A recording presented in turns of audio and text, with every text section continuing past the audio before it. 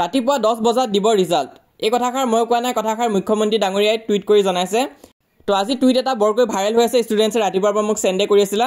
তাত কি দিছে, য'ত লিখা আছে হিমন্ত বিশ্ব শৰ্মাই টুইট কৰি জনাইছে, the SSLC exam 2025 result will be declared on 10th of April 2025 by 10 AM. Students shall check their result through the respective website of SEBA. তো ইয়াত কি কোৱা হৈছে যে ৰিজাল্ট তোমালোকৰ কালি দিব বুলি দিছে। কালি 10 তাৰিখ হয়, 10 তাৰিখে 10 বজাত তোমালোকৰ ৰিজাল্টটো দিব। আৰু এই টুইটটো মোক এজন দুজন ষ্টুডেণ্টছে নহয়, কমেও 100 জনতকৈ অধিক ষ্টুডেণ্টছে শ্বেয়াৰ কৰিছে। আৰু সিহঁতে কৈছে যে এইটো সঁচা হয় নে নহয়, আৰু বহুতেতো একদম সঁচা বুলিয়ে মানি লৈছে, মই কোৱাৰ পিছতো বিশ্বাস কৰা নাই। আৰু বহুতে কৈছে যে সিহঁতে এইকাৰণে কনফিউজ হৈছে কাৰণ লগৰ সকলোৱে এইটো দি আছে ষ্টৰি বা ষ্টেটাছত যে ৰিজাল্ট দিব 10 তাৰিখে 10 বজাত, আৰু সেইকাৰণে সিহঁতে কনফিউজ হৈ গৈছে এতিয়া। তো তোমালোকৰ কনফিউজনটো দূৰ কৰিবৰ কাৰণে ময়ো চাৰ্চ কৰি চালোঁ, হিমন্ত বিশ্ব শৰ্মা বুলি তোমালোকে চাৰ্চ কৰিবা, নিজে চেক কৰিব পাৰিবা ৰিয়েল হয় নে নহয়। তাত তোমালোকে তলত যাবা আৰু এক্সত যাবা। আৰু আমাৰ ইয়াতো মেক্সিমাম ষ্টুডেণ্টে এইকাৰণে কনফিউজনত থাকে কাৰণ এক্স কোনে ইউজ নকৰে ইয়াত। মই নিজে ইউজ নকৰোঁ, তোমালোকৰ কোৱাৰ কাৰণে মই আজি ডাউনলোড কৰি চালোঁ, কাৰণ তেতিয়াহে তোমালোকক ৰিয়েল ইনফৰমেশ্যনটো দিব পাৰিম। নহ'লে ফেক নিউজটো এনেও ধেৰ আহিব, বহুতো মানুহে এডিট কৰি তোমালোকক দি থাকিব। তো ইয়াতে তোমালোকে গোটেই প্ৰফাইলটো বিচাৰি চাব পাৰা, সেই টুইটটো কিন্তু নাপাবা।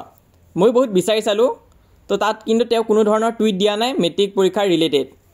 লাগিলে তোমালোকক আৰু অকণমান স্ক্ৰল কৰি দেখাই আছোঁ বাৰু।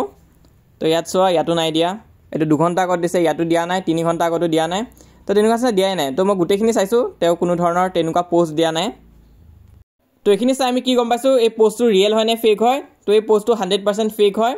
আৰু যিসকলে মোক পাৰ্চনেলি মেছেজো দিছিলে, মই সকলোকে কৈছোঁ যে এইটো ফেক হয়, কিন্তু তাৰপিছতো ষ্টুডেণ্টছে মানা নাই। সিহঁতে ভাবিছে যে এইটো ৰিয়েল হয় নেকি, কাৰণ একদম ছেম টু ছেম দেখা গৈ আছে আৰু এডিট যেন লাগাই নাই। কিন্তু আৰু এটা কথা তোমালোকে মন কৰা যে যোনটো স্ক্ৰীনশ্বট ভাইৰেল হৈছে সেইটো অকল ডাৰ্ক থিমতহে আছে, লাইট থিমত কিন্তু সেইটো নাই। কাৰণ যোনে এডিট কৰিছে সি সেই ডাৰ্ক থিমতে বনাইছে, তাৰ উপৰি আৰু কোনো ধৰণৰ স্ক্ৰীনশ্বট নাই। তো এইবোৰ গোটেইখিনি এডিটিং স্কিলৰে কাম হয়। তো যোনে কৰিছে সি এডিট কৰি বনাই দিছে। তো এনেকুৱা নিচিনা প্ৰতি বছৰে হয়, এইবছৰ হয় বুলিয়ে নহয়, যোৱা বছৰ তোমালোকে চাবা ভিডিঅ' পাই যাবা, প্ৰতি বছৰে এনেকুৱা নিচিনা স্ক্ৰীনশ্বট ভাইৰেল হয় য'ত কোনোবাই এডিট কৰি মুখ্যমন্ত্ৰী বা ৰণোজ পেগু ছাৰৰ টুইটত অকণমান এডিট কৰি লৈ মেট্ৰিক পৰীক্ষা বা এইচএছ পৰীক্ষাৰ ৰিজাল্ট দিব বুলি দি দিয়ে। তো মেট্ৰিক পৰীক্ষা দি উঠিতো তোমালোকে বহুত শুনিছিলা যে কম্পিউটাৰ শিকি লোৱা বা কোডিং শিকি লোৱা বা পাৰ্চনেলিটি ডেভেলপমেণ্ট শিকি লোৱা, সেইখিনিত কাম আছে। কিন্তু তাৰোপৰি আৰু এটা বৰ ইম্পৰ্টেণ্ট স্কিল আছে, সেইটো হৈছে এডিটিং আৰু ইউজিং AI। তো তোমালোকে কিন্তু এডিটিং স্কিলছটো অকণমান শিকিব ট্ৰাই কৰিব লাগে, কাৰণ তুমি নিজে ইউজ নকৰিলেও বেলেগে যদি মূৰ্খ বনাব চেষ্টা কৰে তেনেহ'লে গম পাবা। তো যোনটো টুইটৰ কথা তোমালোকে কৈ আছিলা বা মোক যোনটো চেণ্ড কৰি আছিলা সেইটো কিন্তু সম্পূৰ্ণভাৱে ফেক হয়। ইয়াৰ উপৰিও যদি কিবা বেলেগ ধৰণৰ আপডেটছ তোমালোকে পোৱা তেনেহ'লে মোক হোৱাটছএপ জৰিয়তে বা ইউটিউবৰ কমেণ্ট ছেকশ্যনৰ জৰিয়তে তোমালোকে সুধিব পাৰিবা। আৰু তাৰ উপৰিও বেছি টেনশ্যন লৈ নাথাকিবা, লগৰবোৰে যদি ষ্টেটাছ বা ষ্টৰিও যদি দিয়ে সেইটো মষ্ট প্ৰবেবলি সেইটো মিম হ'ব পাৰে, বা নহ'লে তোমালোকে নিজে চেক কৰি ল'বা, এক্স প্লেটফৰ্মত গৈ তোমালোকে চেক কৰিব পাৰিবা। আৰু যেতিয়া ৰিজাল্ট দিব তেতিয়া মই তোমালোকক জনাই দিম। তোমালোকে হোৱাটছএপ চেনেলত জইন হৈ থাকিবা, লিংকটো পিন কমেণ্টত দিয়া আছে, তাত ক্লিক কৰিলে হোৱাটছএপ পেজটো আহি যাব, সেই পেজটো ফ'ল' কৰি ৰাখিবা। ৰিজাল্ট দিলে মই সেই ৱেবছাইট বা এপৰ লিংকটো তোমালোকক দি দিম য'ত তোমালোকে চাব পাৰিবা।